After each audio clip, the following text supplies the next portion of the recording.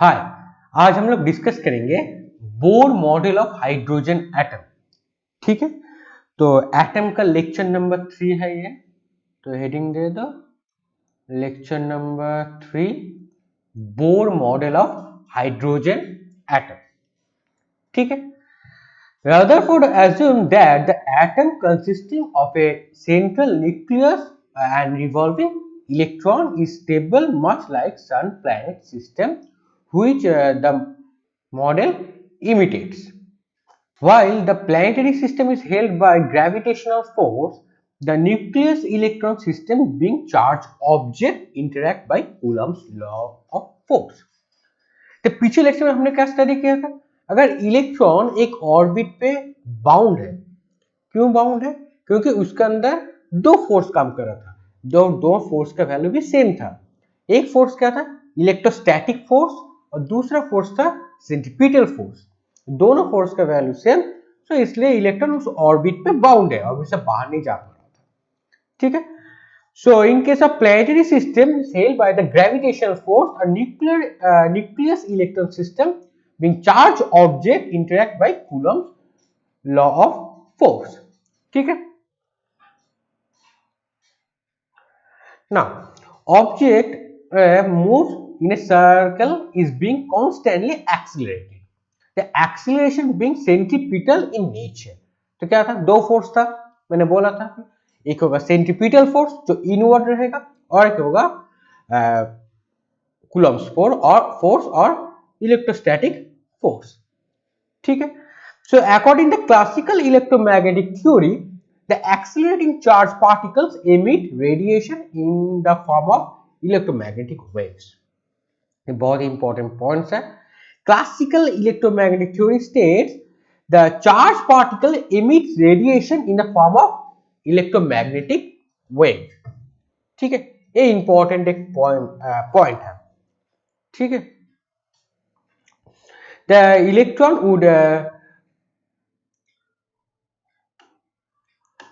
would spiral inward and eventually fall into the nucleus. तो अगर diagram draw करेंगे तो कैसा दिखेगा? देखो, अगर हम लोग न्यूक्लियस कहाँ पे रहेगा, उसका चार्ज क्या होता है? पॉजिटिव। ठीक है, और इलेक्ट्रॉन का चार्ज है नेगेटिव। सो यहाँ पे इलेक्ट्रॉन, तो इलेक्ट्रॉन वुड स्पाइरल इनवर्ड, तो इलेक्ट्रॉन कुछ ऐसे घूम के यहाँ पे आके इन हो जाएगा, स्पाइरल इनवर्ड, तो इलेक्ट्रॉन यहाँ पे फॉल हो जाएगा। ठीक है, और यहाँ पे क्या रहेगा? प्रोटॉन, जिसका चार्ज होता है positive. In case of hydrogen nucleus, hydrogen क्यों नहीं होता? क्योंकि हाइड्रोजन बहुत ही इजी है कैलकुलेट करने के लिए, क्योंकि उसके एक ही नंबर ऑफ इलेक्ट्रॉन है, तो एक ही नंबर ऑफ प्रोटॉन ही रहेगा। ठीक है, एक नंबर ऑफ इलेक्ट्रॉन एंड एक नंबर ऑफ प्रोटॉन। सो उसके बाद क्या होगा? इलेक्ट्रॉन कुछ देर बाद घूमते घूमते एक सर्टेन टाइम इंटरवल के बाद वो न्यूक्लियस को गिर जाएगा, जहां पे प्रोटॉन रहेगा, तो इलेक्ट्रॉन का कुछ एग्जिस्टेंस ही नहीं रहेगा in case of classical electromagnetic theory. तो चार्ज पार्टिकल्स एमिट रेडिएशन। सो अगर यहाँ पे चार्ज पार्टिकल क्या है? Negative charge particle is called electron. तो इलेक्ट्रॉन एनर्जी लूज करते घूमते स्पाइरली इसके न्यूक्लियस वो गिर जाए। Thus, such an atom cannot be stable. तो एटम क्या होगा? स्टेबल ही नहीं होगा, क्योंकि उसमें कोई भी इलेक्ट्रॉन एग्जिस्ट ही नहीं करेगा, क्योंकि सारा जो इलेक्ट्रॉन है वो सब घूमते घूमते एनर्जी एमिट करते किसके ऊपर गिरेगा? न्यूक्लियस के ऊपर गिर जाएगा, तो इलेक्ट्रॉन एग्जिस्ट ही नहीं करेगा। We know that atom are electrically neutral.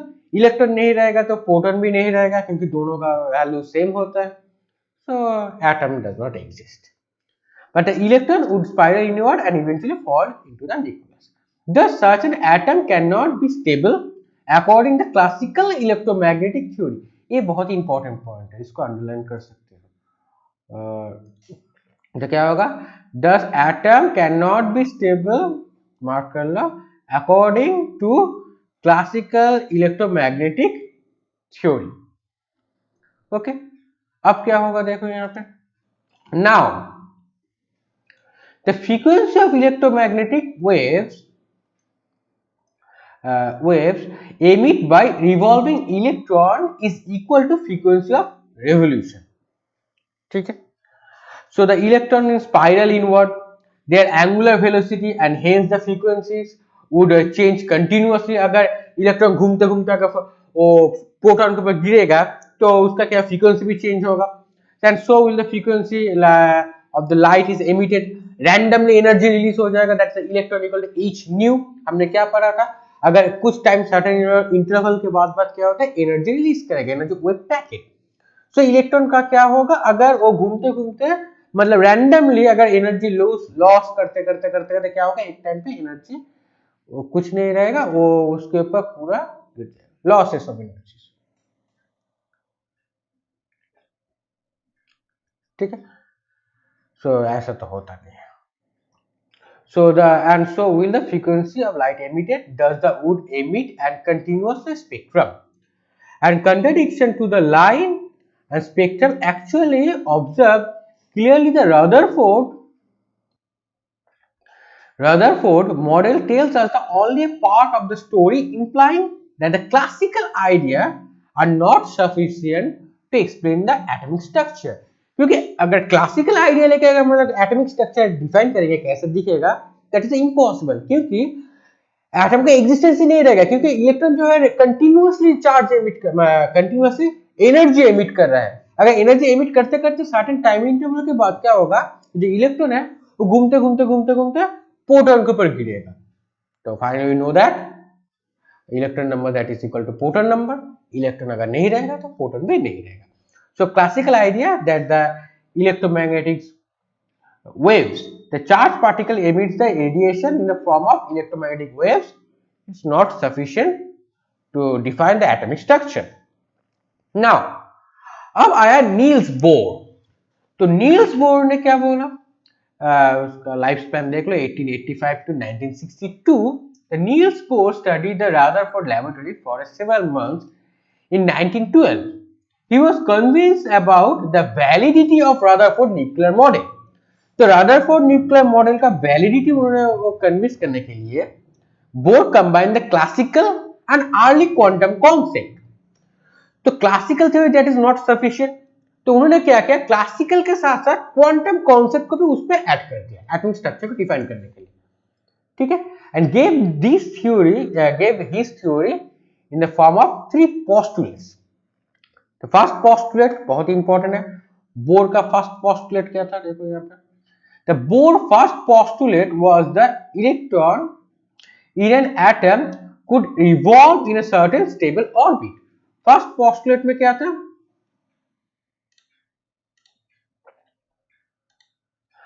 such a stable orbit without the emission of radiant energy. The postulate number 1 there was that an electron in an atom could revolve in a certain stable orbit. तो जो orbit के अंदर जो electron रहेगा, तो अगर उसको अगर हम लोग ऐसे डिस्क्राइब करेंगे,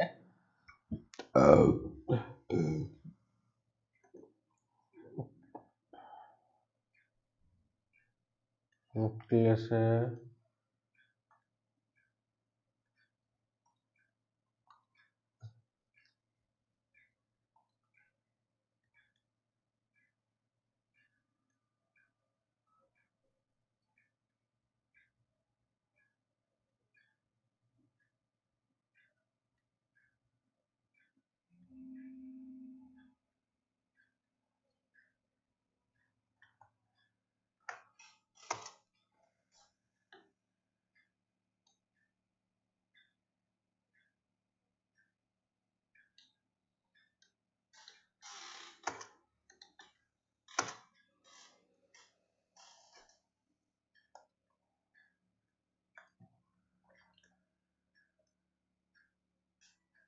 तो क्या देखेंगे अगर the first postulate was that the electron in an atom would revolve in a certain stable orbit. तो ये बार अगर सेल बोलेंगे कि सेल, तो इलेक्ट्रॉन इस ऑर्बिट पे अगर रहेगा तो उस ऑर्बिट को हम लोग क्या बोलेंगे, this orbit is called stable orbit. Rutherford model में क्या था, इलेक्ट्रॉन घूमते घूमते स्पाइरली इसके ऊपर प्रोटॉन के ऊपर और न्यूक्लियस के ऊपर गिर रहा था, तो उसका कोई स्टेबल ऑर्बिट नहीं था. तो बोर ने क्या बोला, the electron in an atom could revolve in a certain stable orbit without emission of radiant energy. ठीक है, तो क्या होगा, इसका एक स्टेबल ऑर्बिट रहेगा।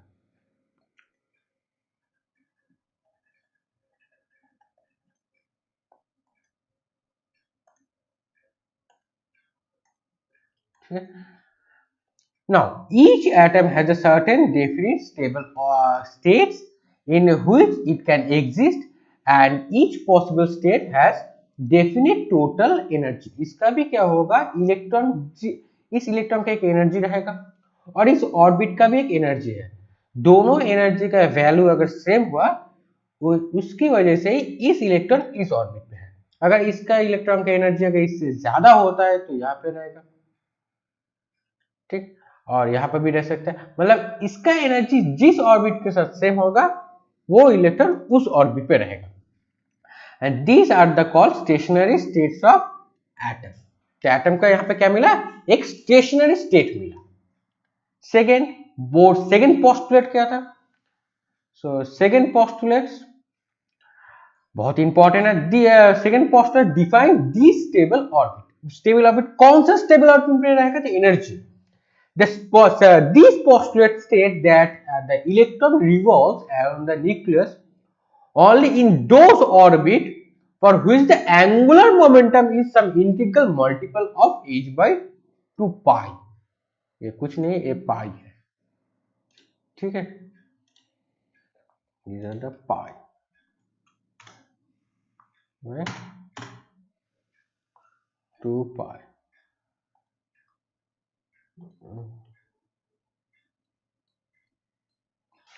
ठीक है।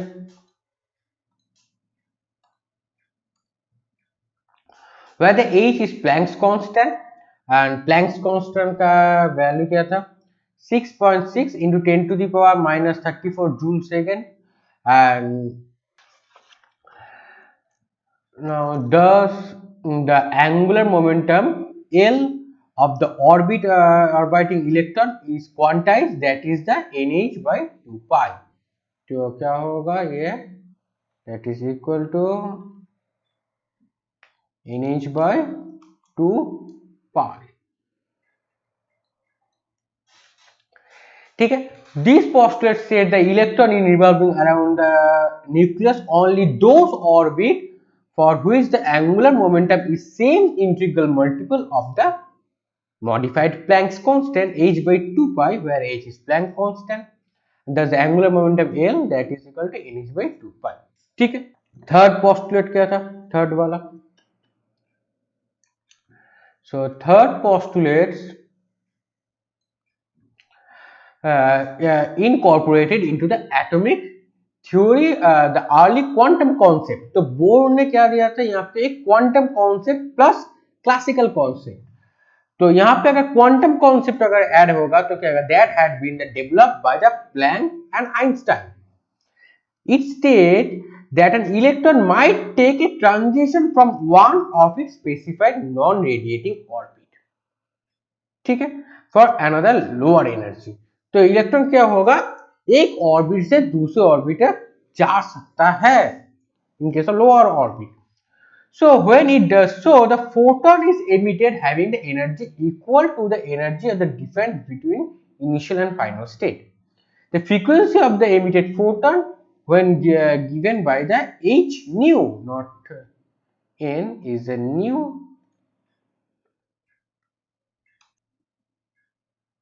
nu। अगर इलेक्ट्रॉन को एक ऑर्बिट से दूसरे ऑर्बिट तक जाना होगा तो उसका एनर्जी जो है, हर एक ऑर्बिट का क्या होता है, एनर्जी होता है। तो यहाँ पे देख लो, एक इलेक्ट्रॉन इस ऑर्बिट पे है, एक इलेक्ट्रॉन इस ऑर्बिट पे, ठीक है। अगर यहाँ से इलेक्ट्रॉन को, इसका एनर्जी अगर ई इनिशियल है, इस एनर्जी अगर ई फाइनल है, सो इलेक्ट्रॉन अगर इस एनर्जी से इस एनर्जी तक जाएगा, सो अगर initial energy is higher than greater than final energy, so electron को क्या करना होगा, तो इलेक्ट्रॉन कौन से ऑर्बिट पे है, इनिशियल पे है, कौन से ऑर्बिट तक जाएगा, फाइनल एनर्जी का ऑर्बिट पे। अगर इस ऑर्बिट का अगर हम लोगों ने नाम दे दिया,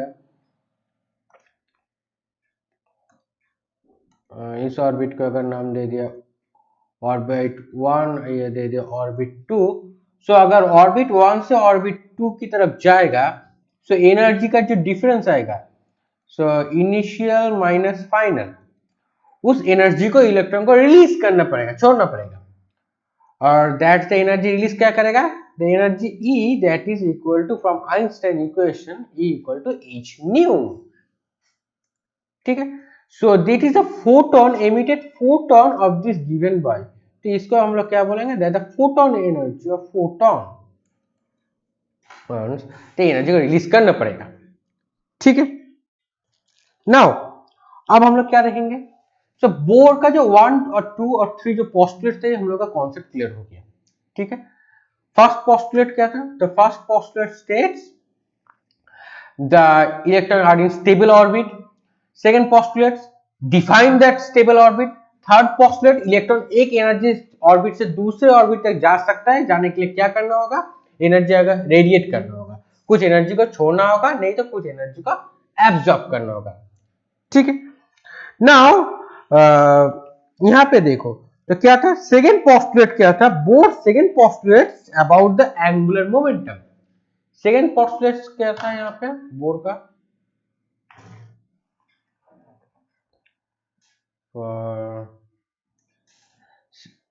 bore second postulate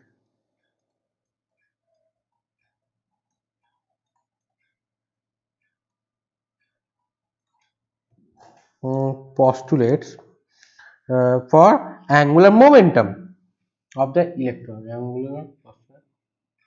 angular momentum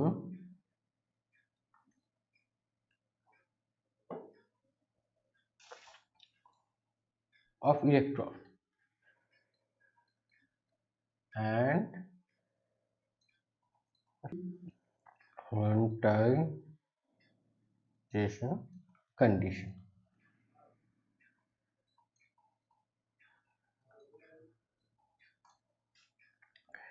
ठीक है, so angular momentum A equal to क्या था, we know that from class 11, we know that A equal to mv/r, where m is the mass of electron, v is the velocity and r is the radius or separation, radius ही होगा इस point पे। सो अगर ये वाला होगा radius of atomic radius जो होता है, जिस इलेक्ट्रॉन जिस ऑर्बिट पे रहेगा उस ऑर्बिट का रेडियस होगा ये r। Now the Bohr second postulate of quantization say that the L equal to mvr, that is equal to क्या होगा, nh over 2 pi, that is equal to क्या मिलेगा हम लोगों को, nh over 2 pi।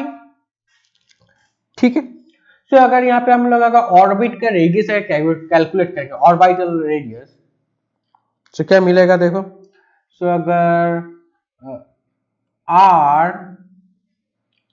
n, ठीक है, n is a quantum number, so क्या मिलेगा देखो, n h over 2 pi m v n। ठीक है, R N is the radius, where the R N क्या होगा, अगर यहाँ पे लेंगे तो where R N, where R N is the radius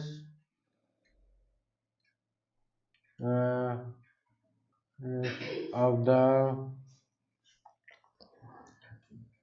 nth orbit. ठीक है, सो Vn क्या होगा, speed of moving electron, so ये Vn क्या होगा, Vn speed of moving electron, speed of moving electron. ठीक है, एंड कौन सा ऑर्बिट पे, nth नंबर ऑफ ऑर्बिट, जिसका रेडियस क्या होगा, आर एन। सो एन क्या है, N is a quantum number, अगर उसको हम लोग क्या बोले, principal quantum number, so where N is principal quantum number, N is principal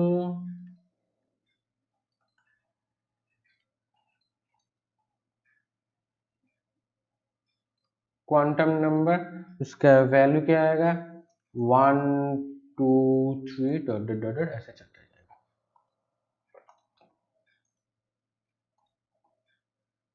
okay, सो अगर यहाँ से अगर वी एन अगर हम लोग देखेंगे, देखो वी एन हम लोग पीछे 2 3 लेक्चर पहले हम लोग वी एन कैलकुलेट किए थे। देखो वी एन है यहाँ पे,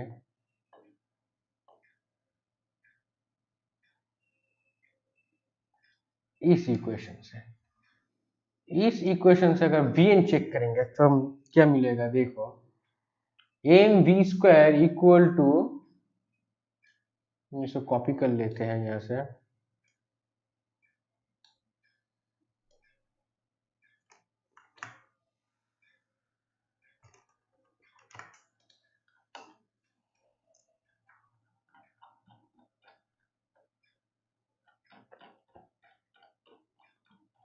अगर हम लोग वी एन को यहाँ से कॉपी कर लेंगे, क्या मतलब M, so V N we get e v n square e square over 4 pi epsilon naught m r n, अगर इसका r n देंगे, so v n we get e root over of 4 pi epsilon naught m r n। ठीक है, याद रखना।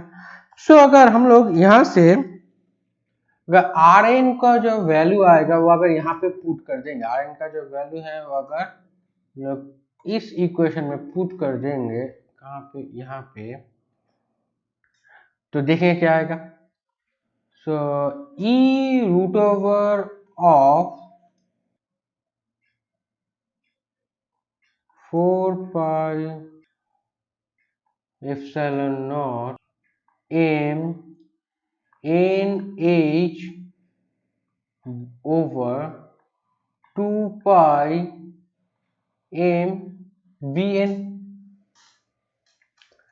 ठीक है, तो अगर बोथ साइड स्क्वायर करेंगे तो क्या मिलेगा, V N square that is E square over, ये जो रूट है वो हट जाएगा, सो आएगा 4 pi epsilon not M N H, नीचे जो था ऊपर चला जाएगा 2 पाई एम वी एन, एक और एक कट जाएगा, तो finally get V N that is equal to 1/n को अगर अलग कर लेता हूँ यहाँ से 1/n, सो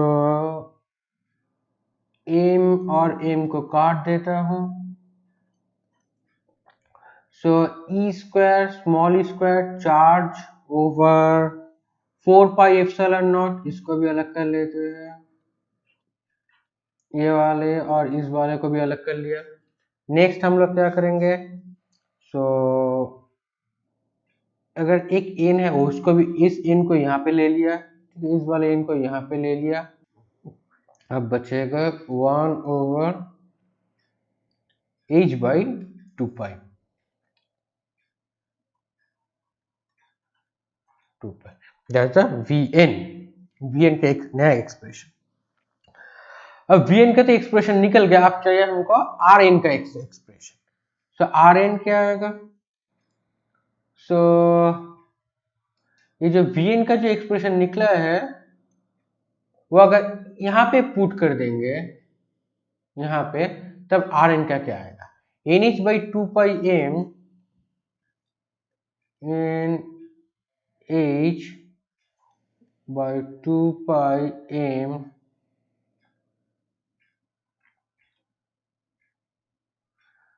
वी एन क्या था, so 1/n E square over 4 pi epsilon naught 1/h/2 pi. अगर इसको ऊपर भेजेंगे तो क्या आएगा, देखो अगर N H over 2 pi M, ठीक है। So 4 pi epsilon not over E square, ठीक है, ये वाला टोटल जो नीचे है तो ऊपर चला जाएगा, एच ओवर 2 पाई, ठीक है। अब क्या आएगा देखो, सो दो स्मॉल, यहाँ पे एक एन था, यहाँ पर भी एक एन है, सॉरी यहाँ पर भी एक एन, एन ऊपर जाके एन स्क्वायर हो जाएगा, एन स्क्वायर ओवर ये वाला मास ऑफ इलेक्ट्रॉन, एक पॉइंट दे दिया, दूसरा क्या आएगा, एच ओवर 2 पाई, ठीक है। तो देखो यहाँ पे कितना पाई है,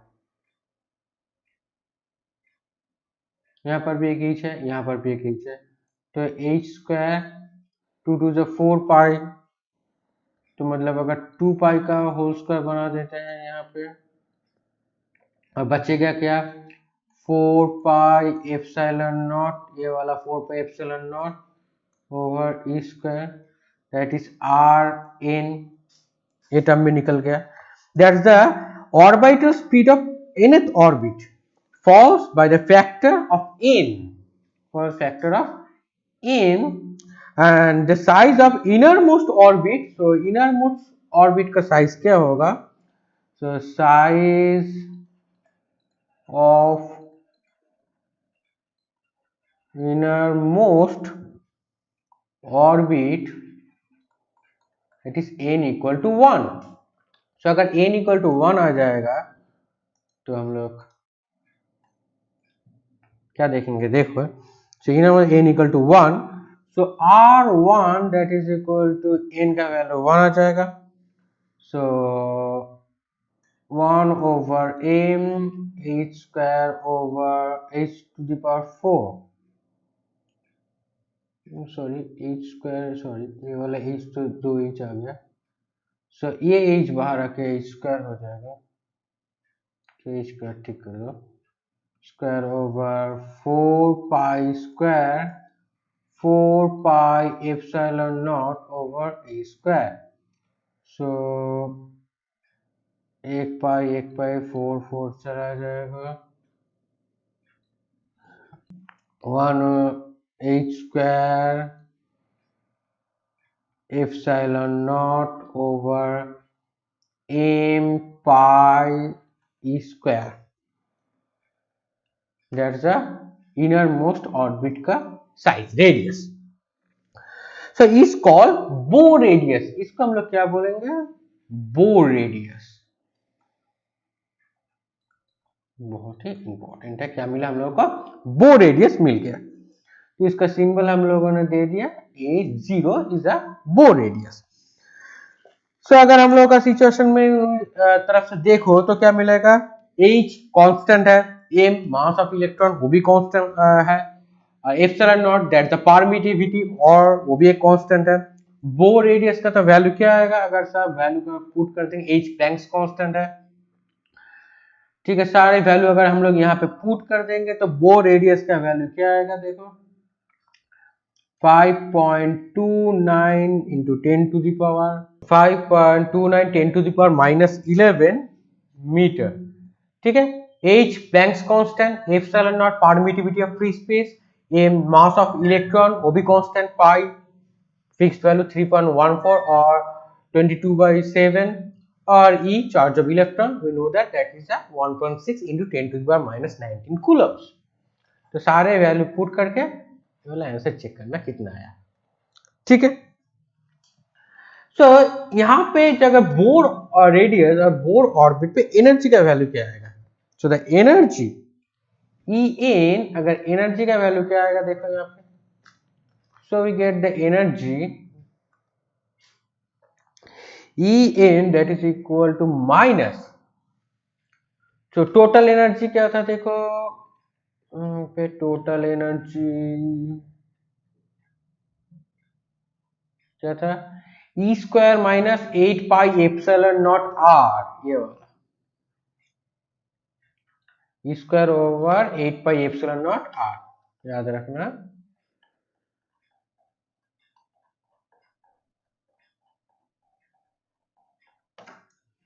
E square over 8 pi epsilon naught Rn।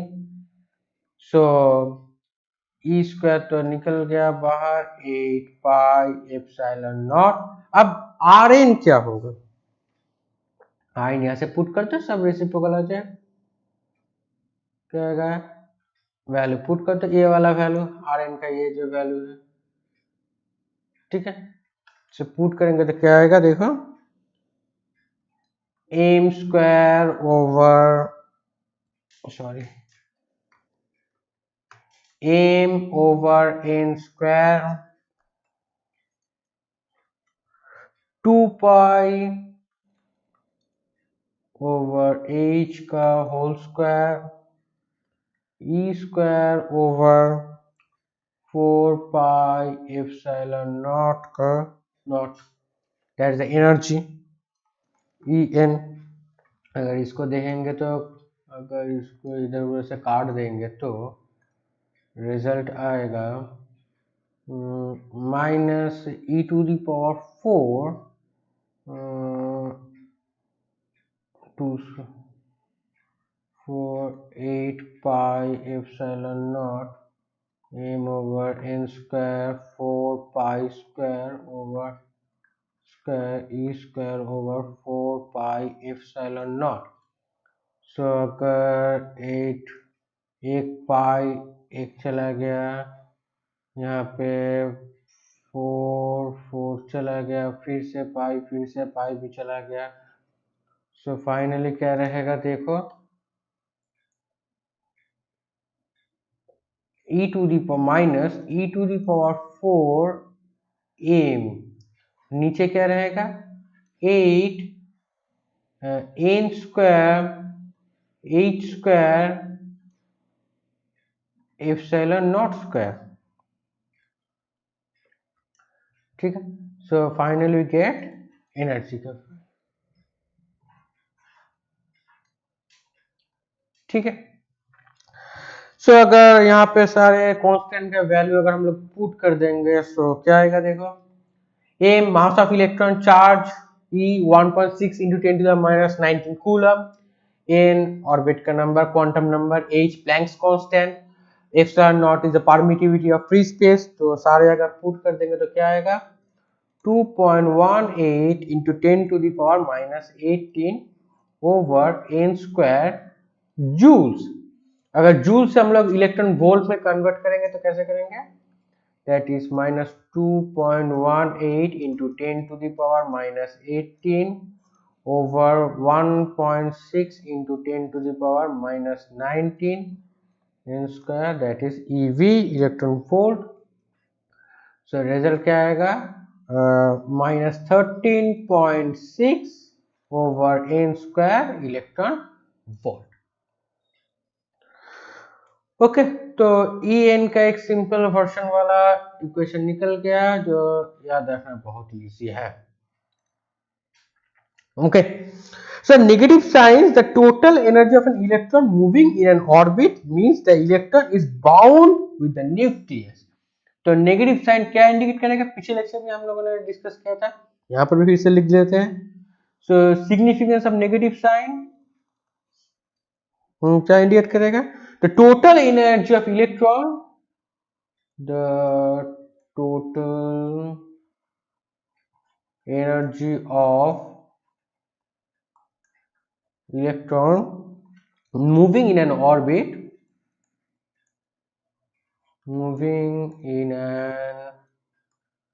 orbit is bound with the nucleus, is bound with the nucleus,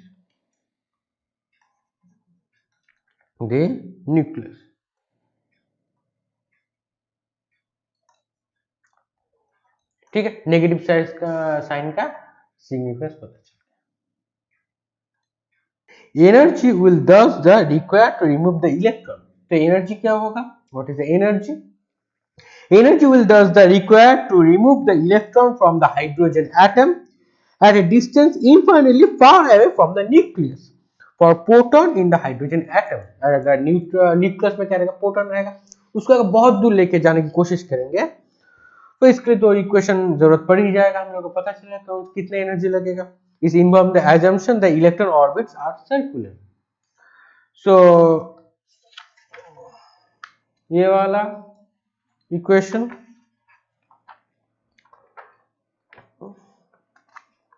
और ये इनका इस वाले इक्वेशन से पता चला तो ऑर्बिट क्या होगा, ऑर्बिट और सर्कुलर, इस दो इक्वेशन से अब पता चला क्या, ऑर्बिट क्या होता है, सर्कुलर। ठीक है, circular to the orbit under the inverse square the force and the general elliptical and planet involve the elliptical orbit and under the inverse square gravitation force the sum. However, it was shown the German physicist Arnold Sommerfeld that when we restriction the circular orbit in is relaxed orbital relaxed, these equations continue to hold the even for elliptical orbits. तो Sommerfeld ने क्या बोला, orbit क्या होगा, circular नहीं होगा, थोड़ा elliptical path होगा, तो सोमरफील्ड ने बोला, जो हम लोग के सिलेबस में नहीं है। ठीक है, लेकिन उस इलिप्टिकल ऑर्बिट पे भी हम लोग का एनर्जी का जो इक्वेशन है, दोनों इक्वेशन है सेटिस्फाई कर जाएगा। ठीक है, तो क्लियर हो गया बोर का concept, Bohr model of atomic, Bohr model of the hydrogen atoms. तो इस लेक्चर में कहीं पर कुछ डाउट हुआ तो कमेंट सेक्शन में जरूर पूछ लेना, मैं वो डाउट क्लियर कर दूंगा। और जो लेक्चर जो अपने दोस्तों के साथ जरूर शेयर करना और कमेंट सेक्शन में बताना कैसे लगा। ठीक है, तो पढ़ते रहना और चैनल को सब्सक्राइब कर देना, बेल आइकन को प्रेस कर देना। तो मिलते हैं नेक्स्ट क्लास में, थैंक यू।